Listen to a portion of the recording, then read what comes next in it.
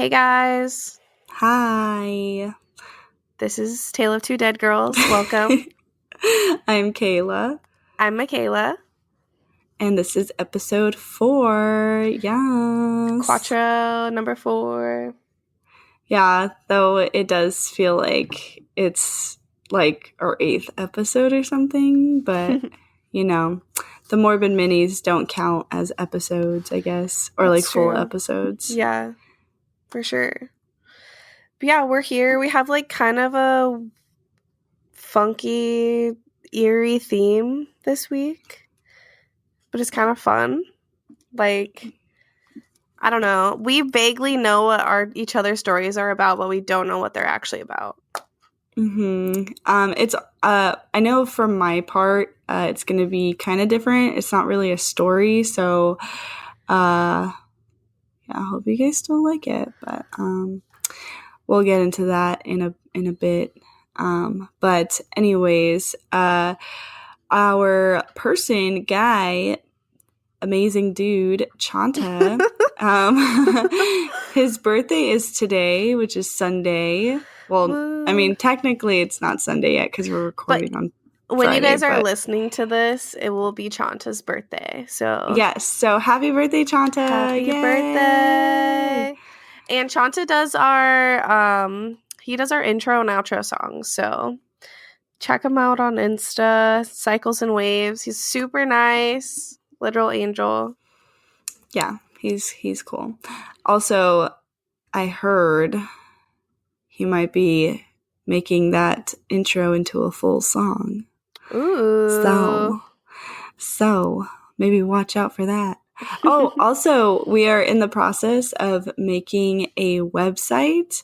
Don't know when that's going to be up and running, but yeah, it's going to have some, cool stuff on there, I hope. And if there's anything like in particular you want to see or like you want us to look into, let us know. We'll do it. Probably. Yeah. Maybe. No promises. Creating a website is pretty fun. First I started on Squarespace trying, and I thought that was pretty cool, but it was kind of difficult too. But then my friend Jackie, hey guys, yeah, you guys should go check out Little X Blade on Instagram. She does microblading here in Southern California. She is in Los Angeles. She just opened her bookings for April, I think. And yeah, she does microblading. I think she does micro shading and like all that other micro stuff for your eyebrows. So go check her out. She's new, but she is amazing. She's already done stuff, and it looks freaking great. It really does. Again, I'm looking at her page right now. She's actually really good. Yeah, for like being like, or just starting out.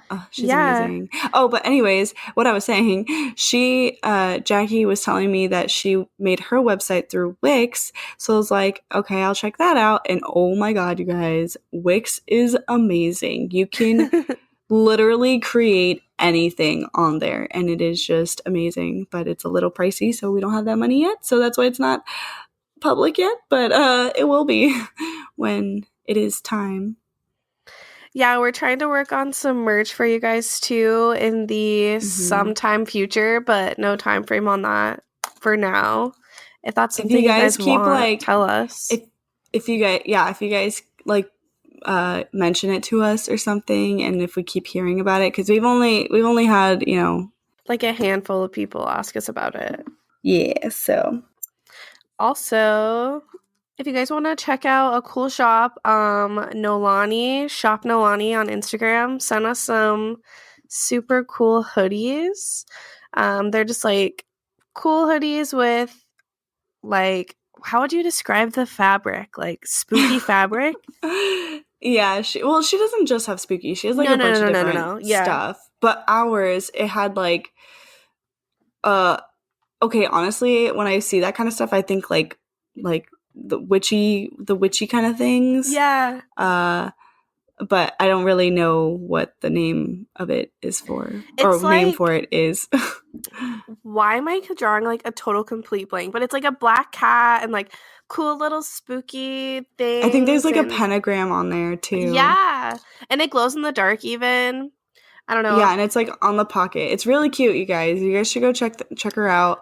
She has like this Freddy Krueger tote bag that's super cute. It's like a vintage kind of Freddy bag and some pins and stuff. Lots of good stuff.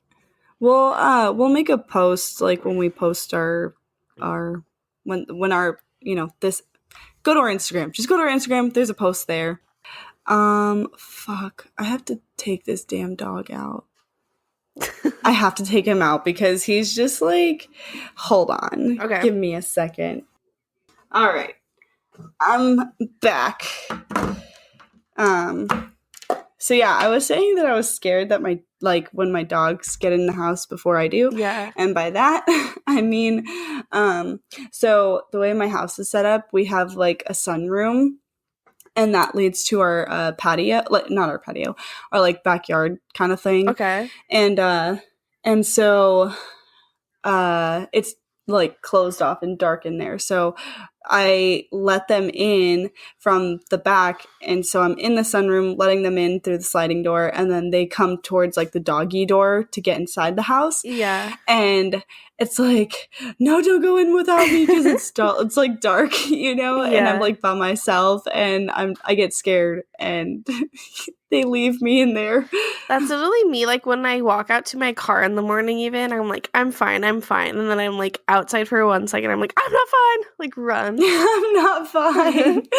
Oh my god, yes. I fucking hate being alone in the dark. I hate it. I think that especially as women, we're just like conditioned to be scared of a lot of things all the time. Like always look over your shoulder, always pay attention. Like there could always be somebody like there to overpower you in your house, like bad times. Oh, don't say that. I'm here by myself. No. It's not going to happen to you. We know the signs.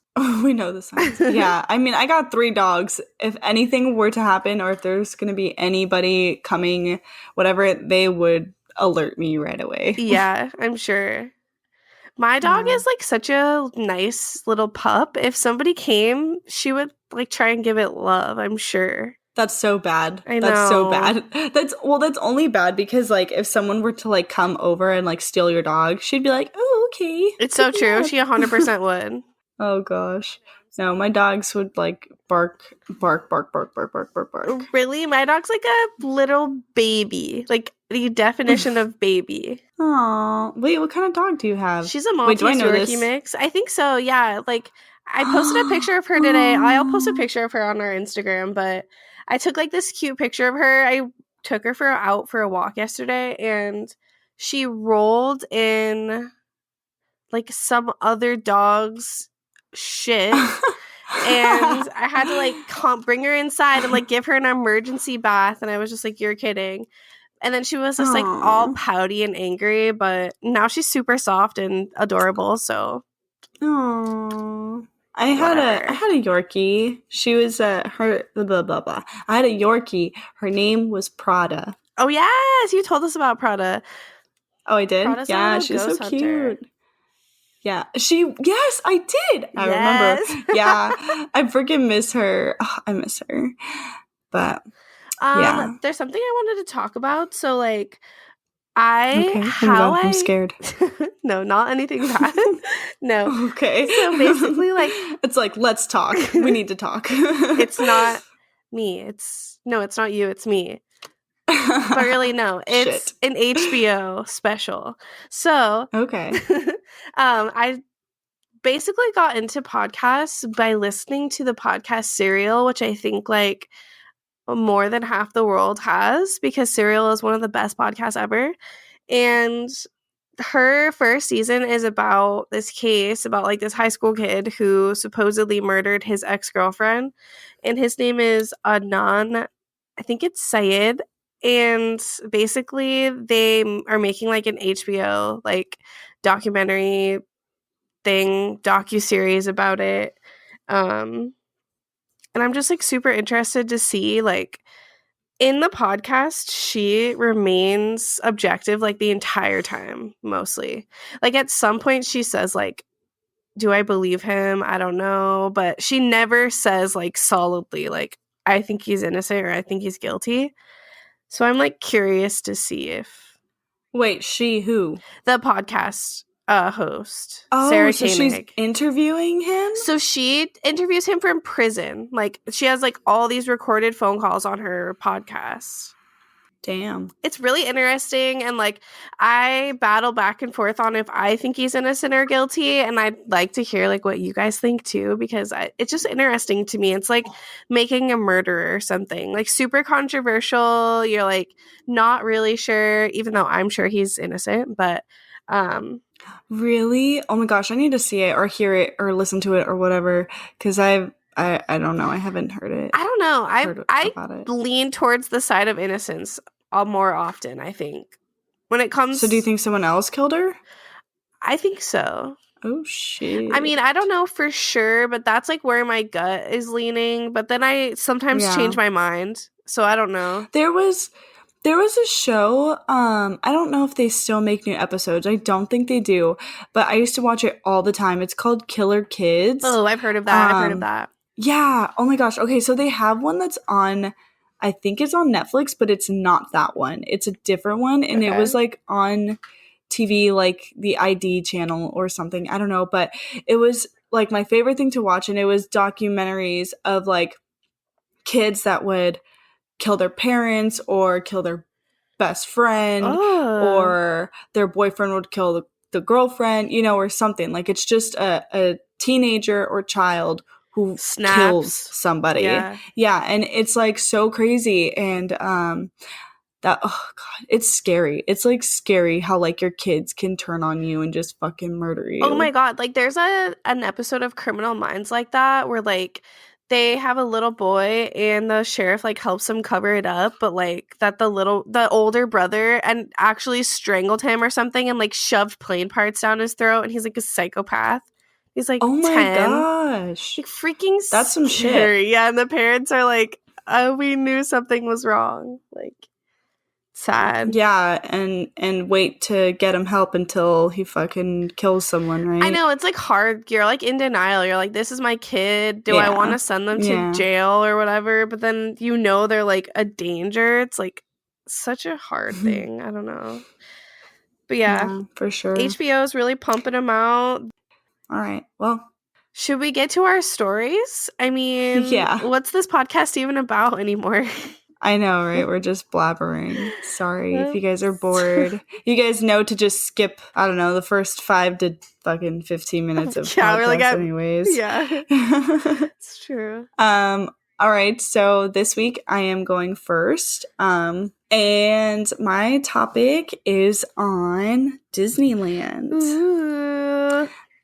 So I am going to be talking about deaths, creepy facts, and haunting conspiracy theories. Cool. I've definitely read some of these, so maybe I can like keep up a little bit. We'll see. But I haven't read them in a while. Like since I had a Disney Pass. Oh, you used to have a Disney Pass? Yeah, we had a Disney Pass. Brandon and I did we had a Universal and a Disney Pass at the same time. Big ballin'. So, anyways, yes. The deaths of Disneyland. These are mainly, I think, inside Disneyland. There's quite a few, so I just listed them. So I'm going to go off and just read them one by one. Okay. Oh, and I did put them in order from the dates. So, yeah, they'll be by dates. Yay! All right. Let's hear it.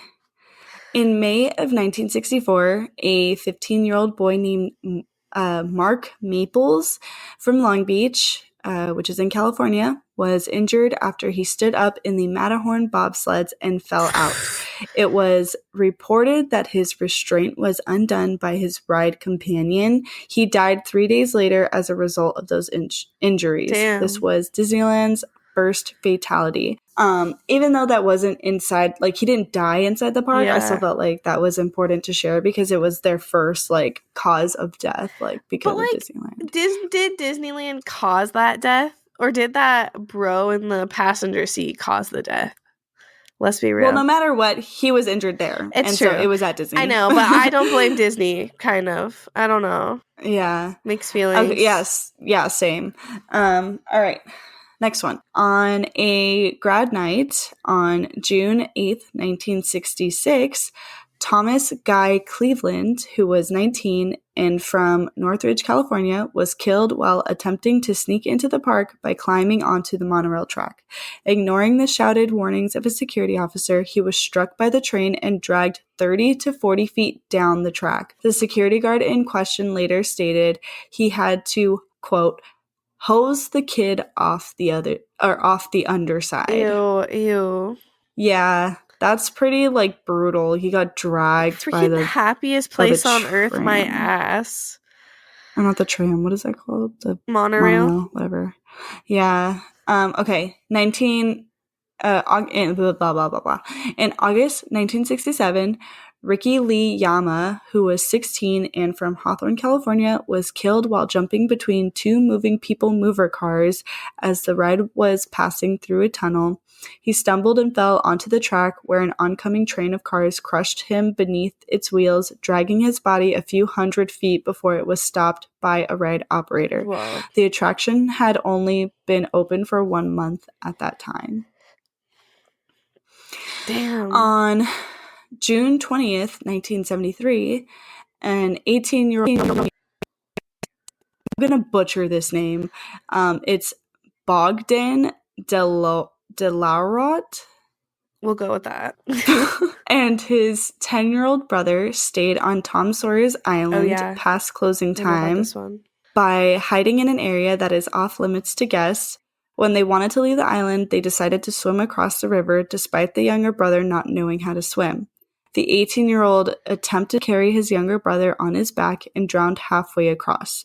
His body was found the next morning. The younger brother was able to stay afloat by dog paddling until a ride operator rescued him. Dang, the trauma. Yeah, I think I read somewhere else that the younger brother was found that same night, and then the body of the brother wasn't found until the next morning. Damn. So he left that park without his brother. That's horrible. So I have never been to Tom Sawyer's Island. Ever. I don't know if I have. I think it doesn't sound fun. Like, I just, like, why would I waste my precious Disney time on that? Like, I think it's cool. Catch me with a Dole Whip. Well, you could take that. Maybe, I don't know. All right. On July 8th, 1974, an 18-year-old employee, Deborah Gale Stone, was crushed to death between a revolving wall and a stationary platform inside the America Sings attraction. She was in the wrong place during a ride intermission. It was unclear whether this was due to inadequate, I don't know the correct pronunciation, training or a misstep, as the ride had been open for only 2 weeks by this time. The ride closed for 2 days and was subsequently refitted with breakaway walls. So I heard about this story like years ago. Yeah. And I remember in the story, she was like squished. She was like squished to death between the walls, and like her blood like splattered everywhere. And like everyone, like there was people in the room that could hear her screaming, and it was dark. So nobody knew what the heck was going on, you know? And then they like found what happened after it ended, I guess. I don't know. Like workers heard or like riders heard? No, I think it was like riders. So I wasn't sure if this was like when it was like before it came out or like right when it came out, or like, you know what I mean? No, it was only open for 2 weeks, so it was already open. But I think that's where Innovations was. Okay. Remember Innovations by Space Mountain? Yeah, I think it was in there, if I can remember. I don't know. Well, I mean, I can't remember because it was the 70s, but yeah. Okay, so moving along to the 80s. June 7th, 1980, an 18-year-old boy, Gerardo Gonzalez, was crushed and killed by the People Mover. So another death by the people, or on the People Mover. He was jumping between moving cars. The accident occurred as the ride entered the super speed tunnel and was very similar to the 1967 incident. It's like just what tells you that you can jump between two cars up in the air? Like what? It's I don't know. You got people want to be something to prove. People want to be ballsy. Yeah, for sure. All right. June 4th, 1983, 18-year-old Philip Strong, I don't know, I'm sorry. Philip Strawn from Albuquerque, New Mexico, drowned in the rivers of America while trying to pilot a rubber emergency boat from Tom Sawyer's Island that he and a friend had stolen from a restricted area of the island during Disneyland's annual grad night. Both individuals were intoxicated at the time of the incident. Shocker. On On January 3rd, 1984, 48-year-old Dolly Regine Young from Fremont, California, was killed and decapitated when she was thrown from a Matterhorn bobsled car and struck by the next oncoming bobsled. Her head and chest was pinned beneath its wheels. The spot where she was killed is now called Dolly's Drop by cast members. An investigation found that her seatbelt was not buckled. It is unclear whether the victim deliberately unfastened her belt or if the seatbelt malfunctioned. Whoa. Honestly, that is terrifying. The Matterhorn's like my favorite ride too. I'm like, I don't want to know this. But I've noticed a lot of these deaths are like locals. Like these people have Disney passes. They're too comfortable there. They're treating this like their bed. Like, hey, you don't know if these people have passes. Yeah, I'm just assuming, but it's a lot of locals. Like, yeah. All right. I wonder if they even had passes by that time of year. I'm like assuming. Imagine how cheap Disney passes were back in the day, like back in the 70s. Like I remember how cheap they were in like 2013. I got my freaking SoCal pass for $200, and now it's like, I don't know, a lot of money. Yeah, I think we paid like $300 when we got it. Yeah, it just keeps getting higher and higher. Yep.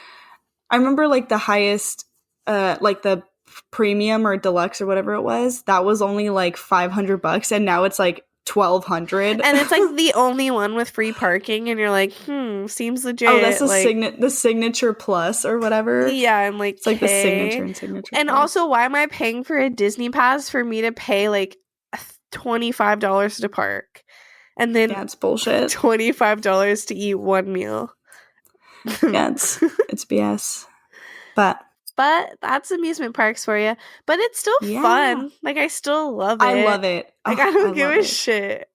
Yeah. That's why it's so expensive, because people don't care. They'll still pay for it. It's true. It's like reality TV. Like, you shouldn't like it, but like, you can't help yourself. You're right.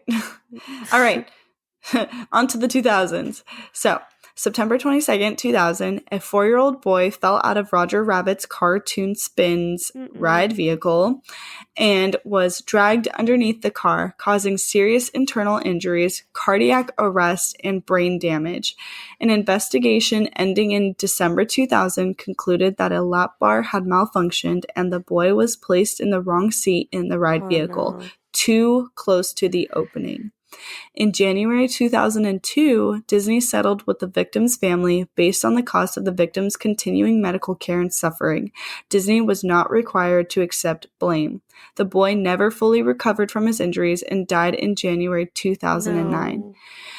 So, although he didn't die in the park, I still felt like I should share that story, since the injuries from that ride caused his death years later. Yeah. And also, he was a little boy, and that poor thing, like, that's like a really like wacky ride too. It like really jerks you around. On to the next one. On September 5th, 2003, 22-year-old Marcelo Torres died after suffering severe blunt force trauma and extensive internal bleeding in a derailment of the Big Thunder Mountain Railroad roller coaster that also injured 10 other riders. The cause of the accident was determined to be improper maintenance. The derailment was the result of a mechanical failure which occurred due to emissions during a maintenance procedure. As the train entered a tunnel, the axle came loose and jammed against a brake section, causing the locomotive to become airborne and hit the ceiling of the tunnel. The locomotive then fell on top of the first passenger car, crushing the man. Oh, no. So, okay, I have one more death. Oh, okay, well, no, I don't. Just kidding. Scratch that. I have another part that I wrote in my death bullets, but this doesn't count. It's a very interesting... Like, side note? Not a side note, but it's an interesting case. Okay. So... In 1976, an unidentified woman sued Disney Parks Corporation because she claimed that one of the three little pigs at It's a Small World grabbed and fondled her. She claimed to have gained 50 pounds as a result of the incident and sued Disney for $150,000 in damages for assault and battery and false imprisonment and humiliation. The plaintiff? Yeah. The plaintiff dropped charges after Disney's lawyers presented her with a photo of the costume, which had only inoperable stub arms, a common feature among the shorter characters that was eliminated in later years. What? All right, so I do have more stuff. Okay. So I have, trigger warning, this is talking about suicides. There's been quite a few suicides at the Disneyland Hotel and the Mickey and Friends parking structure. Damn. So on September 3rd, 1994, a 75-year-old man jumped to his death from a 9th floor balcony of the Disneyland Hotel. This was the first suicide known to be committed at the Disneyland Resort. On July 6, 1996, a 23-year-old man either jumped or fell to his death from the 14th floor of the Disneyland Hotel. He was not a guest of the hotel and had climbed over several balconies. On May 2nd, 2008, a 48-year-old woman... Oh no, just kidding. Man jumped from the 14th oh my god, I can't talk.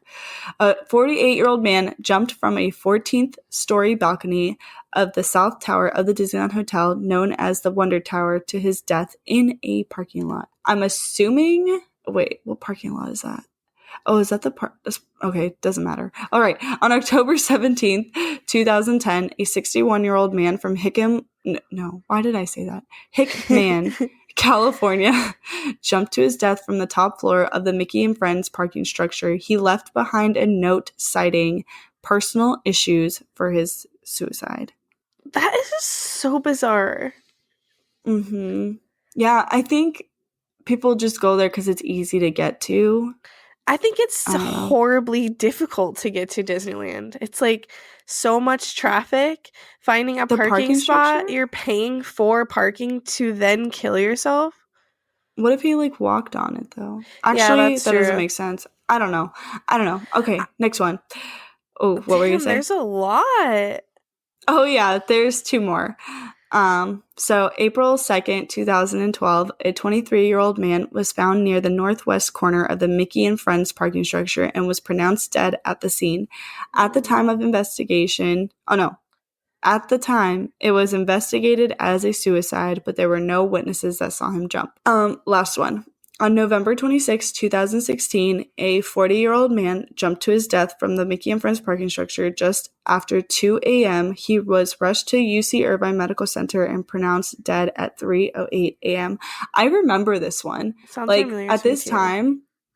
Yeah, at this time, I had a Disney pass, so I'd go all the time. I lived across the street and everything, and I remember hearing about this and it being on the news. Okay, so this next bit is conspiracy theories / creepy stories. Honestly, I just want to say, Disneyland has, about as many incidents as that Cecil Hotel place I talked about, in the first episode. Oh, yeah, you're right. Things are whack there. Yeah. Yeah, Crazy. It's pretty spooky. Yeah. This one is just I'm gonna number it off as I go. So Number 1, Walt Disney still haunts his firehouse apartment on Main Street at Disneyland while an what the fuck? Oh my god, let me start that over. Okay, so this one I think is a creepy story, and this is, something that everybody talks about. So, number 1, Walt Disney still haunts his firehouse apartment on Main Street at Disneyland. And the story behind it, there was an employee who was cleaning the apartment shortly after Walt died, and she turned off the light and left the room only to find the light turned on again when she returned. Some versions of the story claim that she heard a voice say, "Don't forget, I am still here." The light is now kept on as a tribute to him. Also, people at the park will report seeing the curtains move on their own from the window. Damn. Yeah. I believe it, though. That's like his life. I totally believe it. Yeah. I totally believe it. That's his legacy. Let him live. And that's why they leave the light on for him. And everyone can see it, the light in the window. Number 2 is a Toy Story conspiracy. Specifically Toy Story 3. And apparently it has many parallels to the Holocaust. Oh, no. The characters find themselves headed for the attic but wind up on the curb with the trash. They are sent to Sunny Daycare, which represents a concentration camp. They accept their fate while headed down the giant incinerator, and they get saved by aliens, which represent the Allies. And I don't know if that's true. I have never seen Toy Story 3, so I can't confirm anything or say that I agree on this conspiracy. But yeah, that's something that I read. Number 3, that is also another conspiracy. Walt's body is, I don't know this word. No, it's not. It's probably not cryogenically? Cryogenically? Oh, it is cry. Yeah, okay, like Walt Disney's head. Have you ever watched Futurama? I have watched Futurama. There's like the theory that like Walt Disney's head is like frozen, cryogenically frozen for the future. Yeah, that's pretty much what that little thing was. But I wrote that his body is frozen somewhere on the grounds of Disney. This is one of the most famous conspiracy theories about Disney. Walt had a private funeral, and the lack of public information has caused people to believe there was no funeral, and his body or head is frozen and buried somewhere in the Magic Kingdom. So when it says Magic Kingdom, I don't know if they mean like Magic Kingdom in Disney World. Big boy or small boy? Yeah. Yeah. What? Like Disney World or Disneyland? Yeah, like Disneyland would be small boy, Disney World would be big boy, Yeah. I would think it'd be Disneyland because that was like the original, the OG. But isn't that one smaller though? Like that one has like way less stuff. It is smaller, but it was his whole this is the one that he worked on. All right, number 4. There's a ghost that sits next to single riders on Space Mountain and disappears by the end of the ride. He's called Space Mountain's Mr. One Way. He's described as a large man with red hair and a red face. I actually found a video where you can see the figure of a body walking onto the ride and sitting next to a rider. So that's going to be in our Instagram. So go check that out. Why that made me so excited. Like I'm literally like giddy right now over that. So the video that is on Instagram, so it's gonna be there's 4 videos, and actually I think I'll just show 2. But 2 of them I don't think I talk about. Yeah, I better get first time access. I will send you the link. All right, so number 5, the boy that was killed when trying to sneak into Disney for grad night, the one I talked about earlier. Yeah. Is said to be seen at night running alongside the monorail train, which is what killed him. That's such like Final Destination kind of moment in time. Yeah, I wonder if people on the monorail will like see him running next to them. Oh my god! Oh wait, somebody missed the train. Oh my god, imagine! But like, there's nothing that they can run on. That's the thing. Oh my god, it's like they're Bridesmaids. Like a colonial woman is on the wing, but it's like some random kid from like decades ago from grad night wearing like a tux. Seen it. Okay. Number 6. The exit of the Haunted Mansion is said to be haunted by the ghost of a boy, which they call the Crying Boy. The story goes that the boy's mother spread her son's ashes in the Haunted Mansion without Disneyland's permission. Legend has it that the ghost also appears on the Pirates of the Caribbean ride. Hell yeah, that's the life. The afterlife. That's the afterlife. That was a good one. Good job. Number 7, a ghost dressed in a 19th century gown has been spotted on Main Street after dark. Legend has it that she guides lost children to the Disneyland Baby Care Center where they can be reunited with their parents. She is called the Lady in White. And I have one last thing. Yay! Fun fact. When the Pirates of Caribbean ride first opened, they used real skeletons to decorate it. But the skeletons were removed from the ride as Imagineer Jason Sorrell said, because the original Imagineering team felt that the faux skeletons of the period were just too unconvincing.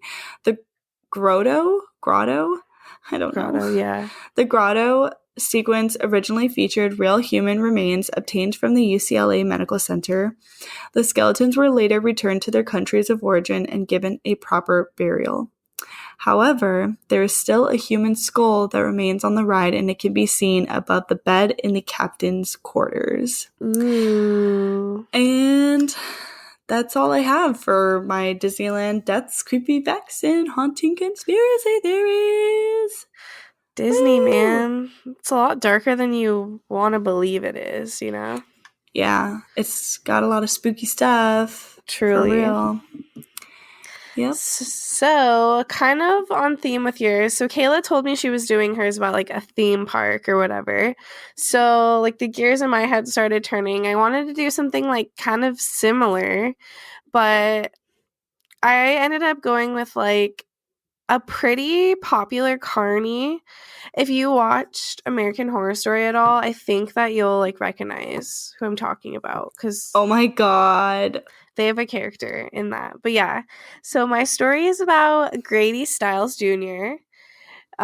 He was born in 1937 in Pittsburgh. He was the 6th generation of his family to be born with a congenital disorder. The disorder fused his toes and fingers, causing his hands and feet to resemble a claw or a pincher. Yes! So his ancestor, William Stiles, he was the first one born with the condition in 1805, and they just passed it down ever since. So his condition was called ectrodactyly, and his was pretty severe. So he had legs that were almost flipper-like. They couldn't hold his own weight, like all of his weight, so he mostly spent his life in a wheelchair. But he sometimes would use his arms and upper body to help himself get around, and that made him, like, insanely strong. Like, his upper body super strong. I'm picturing it. And I'll definitely post pictures. If you, like, look him up, like, he looks a lot like they portrayed him in American Horror Story, but obviously way less hot because he's not Evan Peters, so... Yes. Like, way less hot. Anyways, Grady's father had been part of the freak show circuit for quite a while, and he found can I talk? I don't know. Found that is the perfect place for them to be seen as spectacular instead of weird. Yeah, so Grady, by age 7, he joined his father's act in the carnival, and he branded himself as the Lobster Boy. Oh, yeah. And, yep. And people would come, and they would literally just pay a nickel to sit and watch him smile.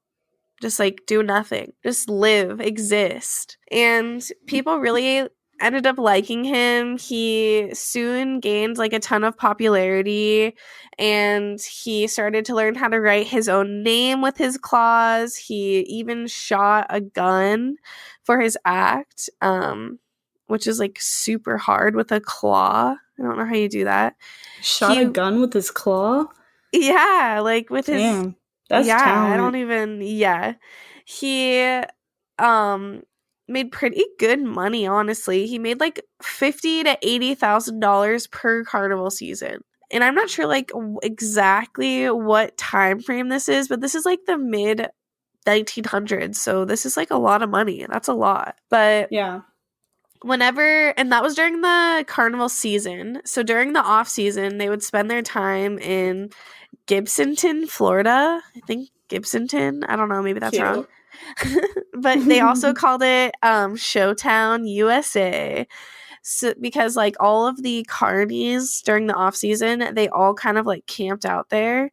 It was like a super poor small town. They didn't have like a gas station or a McDonald's or anything like that, which like that's unheard of.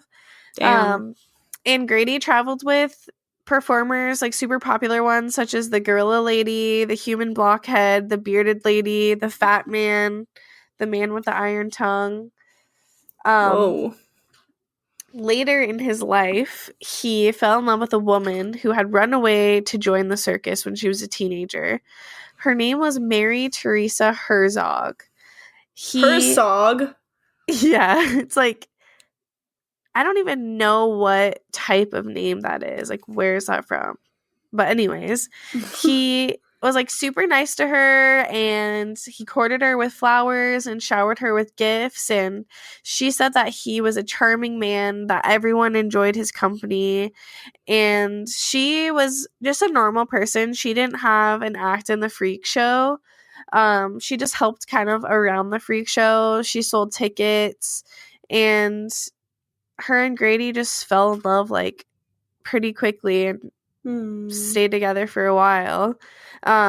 Mary eventually became a ballet girl who ballyhooed shows, which basically means they like yell nice things about the show like while it's happening. So she would just yell inside the circus tent, and that was her job. And then later she started her own act as the electrified girl, and she would electrocute herself in an electric chair. Just like, interesting. Ow. I don't know how that works, but okay. But yeah, she had been a victim of her father's incest, and that's freaking horrible. So she was off to kind of like a hard home life to start. And then she'd also been in an abusive marriage with another carny named Jerry Plummer before she met Grady. So she had already dabbled in the world of bad men. So they stayed together. So Grady and her, they lived together for 9 years before they even decided to get married. And they had 2 children together named Donna and Kathy, but only Kathy was born with his condition. Grady included his kids in his act, but he mostly focused on Kathy, and Kathy was known as like the apple of his eye. He like kind of took her under his wing. After Mary and Grady got married, so the parents got married, Grady began to take just like a bad turn for the worst, and to cope with his unconventional life and his deformity disorder, he turned to alcohol, and he started developing a drinking habit and would be drunk by 10 a.m. almost every single day. He started being abusive to his family. He focused most of his abuse on his daughter, Donna, who was like the normal daughter. She didn't have the disorder, and also his wife as well. People would hear them screaming from their trailer, and Grady would use his hands to deliver punches, headbutts, pinches, and even choke. Like, he has 2 claw fingers that go like perfectly around your neck to like choke you. Fuck. I'm thinking claw, like he'd like clamp his finger and then your head would chop off, but it's like probably like flesh, right? Yeah, it's like 2 giant fingers, but like they look like a claw. Like they do, seriously. Yeah, but even one time he even used his claw hand. This is like, I don't even know what kind of trigger warning you need for this, but trauma. He used his claw hand. He ripped Mary's pantyhose open, reached inside of her, yanked her IUD out from inside of her, and then choked her. Oh, what the hell? Yeah. Oh my God. Said that like whenever he would get in fights, he was relentless. He would jab her in the eyes. He would grope her. He would tear her skin open. He would do anything. Like, people said, fucking nuts. Yeah, whenever he would get mad, they would see him just fling himself out of his wheelchair in a matter of seconds and crawl around, like, on all fours. But he didn't have, like, hands and feet, so he was, like, just on his four, like, pinchers, basically. Ew! Oh, God, this is so creepy. It's so gross. Weird. So their daughter Kathy, the one who we favored, she found her parents in an altercation, and she was pregnant at the time. She tried to break up the fight by pushing her dad's wheelchair between them, you know, her mom and her dad, and he became so angry that he beat pregnant Kathy so bad it put her into labor, and she had a premature baby. And oh my God. Yeah, she ended up having a daughter who also had the ectrodactyly disorder. So, like, I don't know, that would just be awful. They, like, hate him. Yeah. When I don't blame them. And then after that incident, he decided on another night to throw out Mary Teresa and his kids. And so she decided she was over it, and she turned to Harry Glenn Newman, who was also a carny. He was known as the world's smallest man. And by 1978, I know, I tried to find pictures of him, but I couldn't. But, like, I want to see him. Like, who is the world's smallest man? I need to know. But anyways, Grady and Mary Teresa got divorced by 1978. They were like, we're done with this. And Mary had no idea, like, how to do court, so she didn't go to it at all. And basically, Grady won custody of their two kids. So she married Harry, and they had another son. And the son grew up to be 6 feet tall, but he did have, like, mental disabilities and stuff like that, like some setbacks. And then at the same time, Grady also remarried too. He married a woman named Barbara Browning, but his children literally hated her. And him and Barbara ended up having a son together who they also named Grady, and he had the disorder too. So I think only one of his kids didn't have it, but the other two did have it. Wow, lucky one. But I mean, kind of. What you're about to hear next may change your mind. Oh, no. So fast forward, and Grady's daughter, Donna, is now a 15-year-old petite, pretty 9th grade girl who has a crush on a neighbor boy. This boy was an 18-year-old dropout named Jack Lane, and Grady did not like him or approve of him at all. I mean, Donna was, like, underage, but I don't know. He, like, way overreacted. Anyways, Donna began to miss school to spend time with Jack, and Donna's teacher set up a meeting to discuss this, like, with her dad, and he made this comment later on that he had sex with her teacher during the meeting, and that and that her teacher kept coming back and back because of this. That everyone I have sex with wants to have sex with my claws. They love it when I use my claws. Ew. Oh. I mean, like, I guess that could be interesting, but... Like, what? Like, your daughter's teacher, bro? Like, calm down. You're crazy. He was just known to be, like, basically a jackass. Like, everybody was, like, scared of him and didn't like him, and, you know, bad energy. Grady's defense attorney later on said that Donna felt as though she was trapped in their home and she wanted out. So she saw Jack, that neighbor boy, as her way out. And she was just super embarrassed and scared of her dad for good reason. And his attorney also said that he was suspicious that Grady Stiles didn't like Jack because often, like, kids in the neighborhood and stuff would make fun of him for his claws. And then once they would do that, he would be like, hate them forever. You know what I mean? Like, just hold a grudge. And so they kind of figured, like, maybe Jack had done that, and that's why he was so, like, adamant against them getting in a relationship, you know? So then... Go to sleep, little pup. Seriously. Anyways, Jack proposed to Donna, and she accepted, of course. And Grady Stiles was super pissed off, and he began to threaten Jack's life. He even went out and he bought a .32 caliber revolver and joked that he would use it on Jack. What? Yeah, he just was like, whatever. He wasn't scared. He had to like just show off. I don't know. Anyways, Donna was terrified, so she ran away and she stayed with Jack's sister for like 6 days. And she still like called her dad, and he told her like if she didn't get home in 5 minutes, he was gonna beat the hell out of her and then kill Jack, her boyfriend. So he's like threatened several times. And basically their wedding was set on September 28th. And the day before their wedding, a friend of Jack said that he saw Grady pull up from the left side of his wheelchair, pull a gun from the left side of his wheelchair and point it at Jack, threatening that he would kill him before he would ever marry his daughter. But he didn't do anything. He just like threatened. And then this is giving me chills. It's so creepy. This guy is so creepy. When you see a picture of him, you're going to be like, ew. I think it's his claws that are giving me chills when I think about him. They're just like, I don't know. They're really clawy too. Like his sons look more like fingery. Like they actually have like finger. I don't know how to explain it. Anyways. So on September 27th, Donna, her stepmom, and Jack all went to the mall to get their wedding dress. Let me reiterate this for a second, that they're going on September 27th, and she's getting married on the 28th. Like, girl, what the heck? Who waits till the day before to get their wedding dress?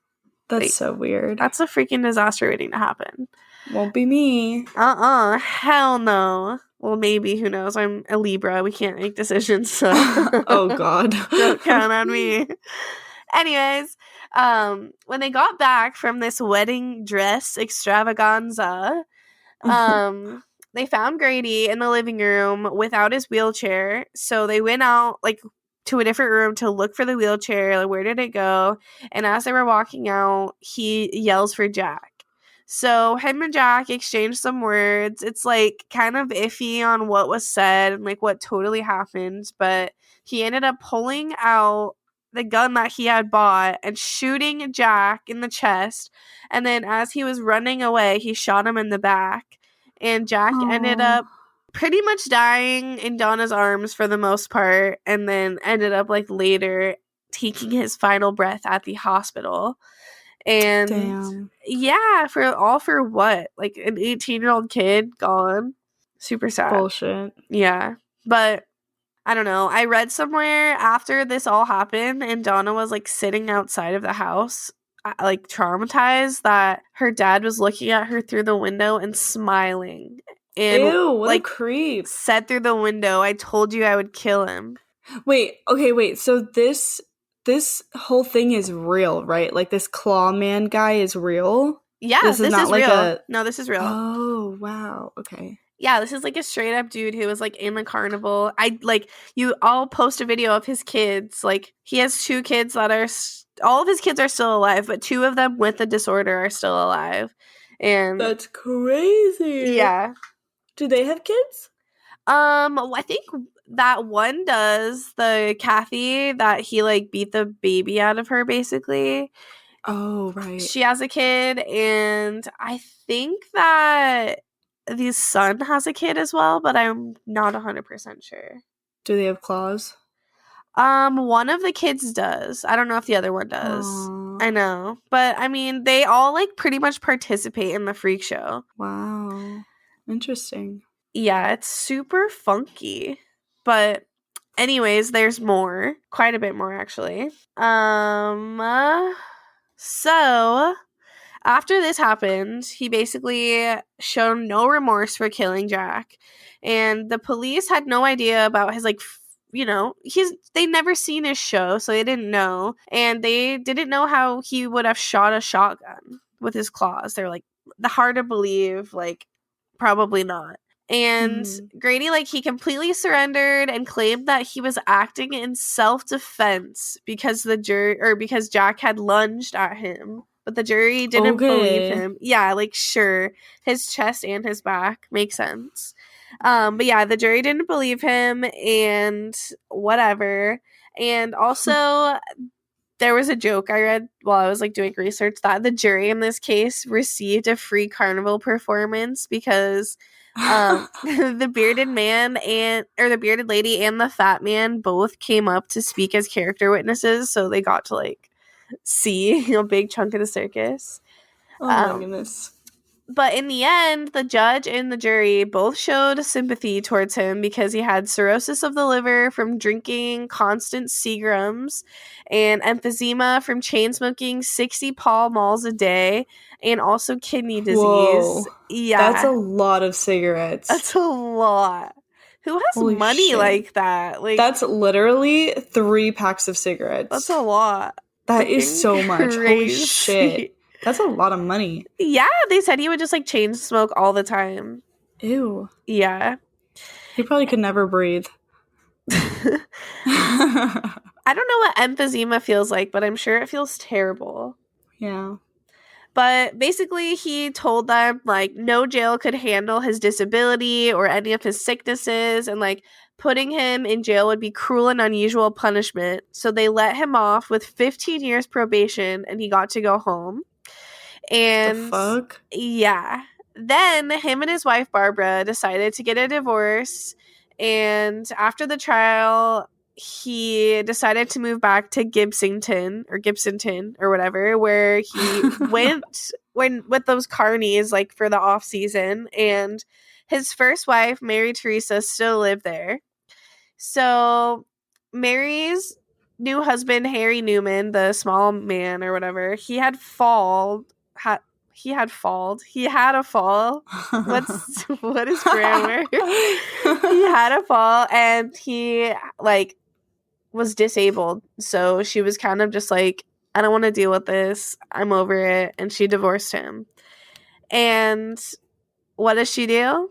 Comes knocking on Grady's door and they rekindle their spark, which like, how in the literal hell is Donna allowing her mother to take back the man who killed her fiance?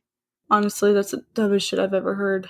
Like, I just cannot believe it. But so they divorced in 1978. It's now 1989. They're remarried. He has convinced everybody that he's a changed man. He stopped drinking. They live with most of the children, including Mary Teresa's son that she had with her new husband. His name is also Harry Glenn.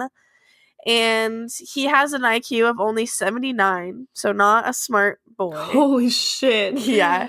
He was also a circus performer, and he was the one known as the human blockhead because he would hammer nails into his nostrils. And yeah, to prove that Grady was like a good man, he was like on the up and up now. He became a little business guy and he started his own carnival situation basically, and Donna did her act. She's the one who didn't have any disorder.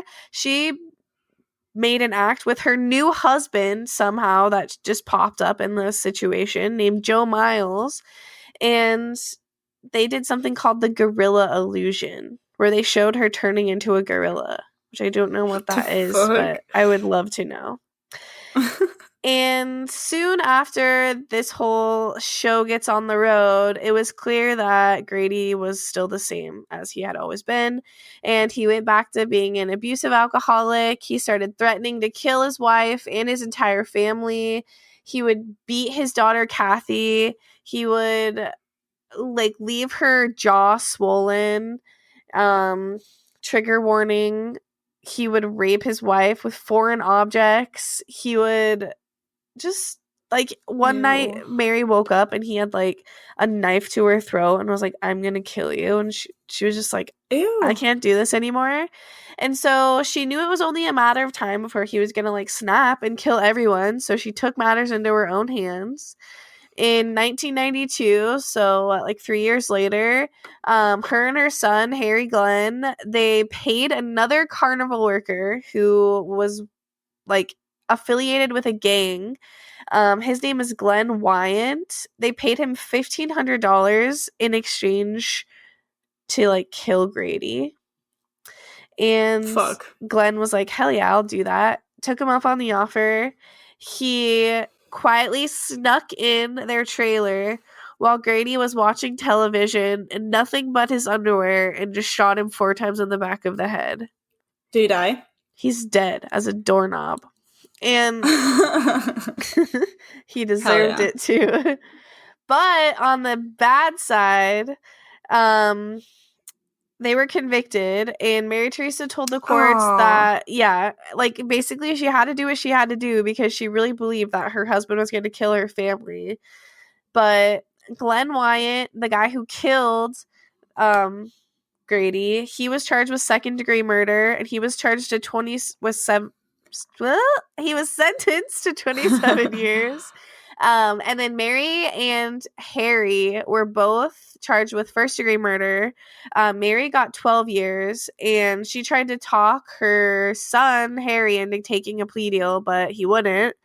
And he got life in prison, which is kind of a bummer because he isn't a very bright boy, so it sucks. That's such bullshit. Like, why? Who the fuck told on them that they killed him? I don't know, like, supposedly, like that kid, Harry, like, he came forward and gave them all the details. So I'm like, why wouldn't they cut him a deal? Yeah, like, I don't know. But basically, after the whole ordeal, Grady was so disliked that no one in his family or his community would help with his funeral.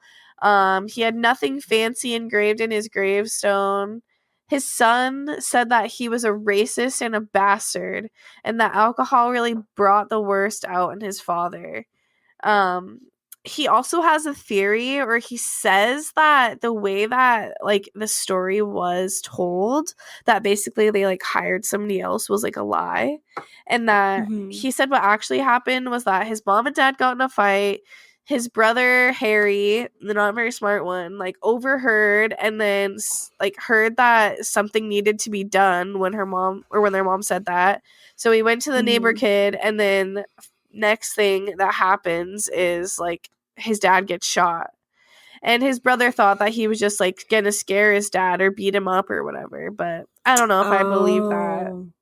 That's some shit. Yep, that's the story of the Lobster Boy and his family. You know, I'm wondering, because I don't really remember Freak Show that well, but I feel like that was very similar to what actually happened in the show. I don't, like, really remember either, but I kind of agree with you. Like, it definitely jogged some of my memory, and it felt familiar. And I did see, like, a couple photos while I was, like, looking around at stuff of the Freak Show, and it was, like the American Horror Story one, and it does seem similar. Wow, that was a good one. How did you like think to, like, look that one up? Or, like, how did you do your research for this one? I just, like, kind of searched around. I just, like, read. Honestly, I have, like, a list of so many cases that I want to do, and I just kind of, like, picked the one that I felt like would fit best with, like, this week. And then I just kind of read as much as I could. I've seen some other people do some research on it too, so I kind of watched some different videos and documentaries and stuff like that, you know. So you had this one planned, like, in your lists? Yeah, like, I have maybe like a 3-page list or something of, like, different ones that I want to do. Oh, shit. Oh, I forgot I have a list too. Why don't I ever even look at that anymore? But then sometimes I get, like, off track and I'm like, I just want to find a different one. You know what I mean? Like, I don't know. Is there anything else we wanted to talk about? I've been making, like, those embroideries. I was thinking about, like, trying to make some, like, t-shirts or something for you people, if you guys want that, maybe, or, like, a tote bag or something, or, like, something. I don't know. Just, like, maybe embroider a little TOTDG action on there, and I don't know. I don't know if you guys would like that, but we'll see. I would. I sure would. Gotta get my creative juices flowing somehow. Yeah. She made some TOTDG embroidery thingies, and they're so cute. What are you going to do with those? I don't know. I was thinking about selling them to the fans, but I didn't know, like, I want to try and make, like, kind of cuter hoops. Like, I want to try and paint some hoops and stuff so I can just send them out, like, nice and cute so they can be hung up on the wall, you know? So I'll try and do that this weekend so I can, like, take pictures and post that. And then if you guys have, like, ideas for something that you would want embroidered, tell me too, because I have a lot, but yeah, she actually does like embroidery and paint and stuff. So like if you like that stuff, she can do something for you. Yeah, I can brand it like for our podcast or whatever you want. Up to you. Yes. Well, I guess that concludes episode 4. Yeah, we did it. Honestly, if you guys have any suggestions for us about anything, like if there's something that we could do better or something you want to hear us talk about or something you don't want to hear us talk about, like please give us your feedback. Like we just get, oh my gosh, you guys are so great. I love this podcast. But like there must be something you guys don't like or there must be something that you want to hear. So like tell us, please. Tell us. Also, tell us. You know what I want to hear? I want to hear myself and yourself tell other people's stories. So please write us your stories so we can tell them because I know you guys want to hear them too. Yes. We do have quite a few stories to share next episode, but we're starting to run out of stories. Also, like I noticed you guys really like the like sleep paralysis theme, so maybe we'll try and do like another themed story episode or something. Yeah, like that'd be a good idea. Maybe you guys would like that because I like everyone seemed pretty receptive to like that sleep paralysis vibe. So yeah. So if you guys do have any sleep paralysis stories and you weren't able to get in your story emailed to us, do so. We are going to be making a part 2 because we did get more stories after we finished recording the first sleep paralysis morbid mini. So we're probably going to do the second one. I don't know if we're going to record that next or do a different story. Yeah. We'll probably figure that out when we decide to. But if you're thinking about sending it in, send it in ASAP. So at least we have it because that would be ideal. taleof2deadgirls@gmail.com is our email. Go email that shit. We're Tale of Two Dead Girls on Facebook and on Instagram too. And on Twitter, we're just TOTDG podcast. Yes. It did used to have the TOTDG was like caps. Yeah. But I changed it to because it's cuter when it's lowercase. Who likes big scary letters? Not me. Not me. Oh. All right. Well, thanks, guys. Yeah, thanks for listening. We hope you enjoyed it. We love you. Yes. And we'll meet you 6 feet under.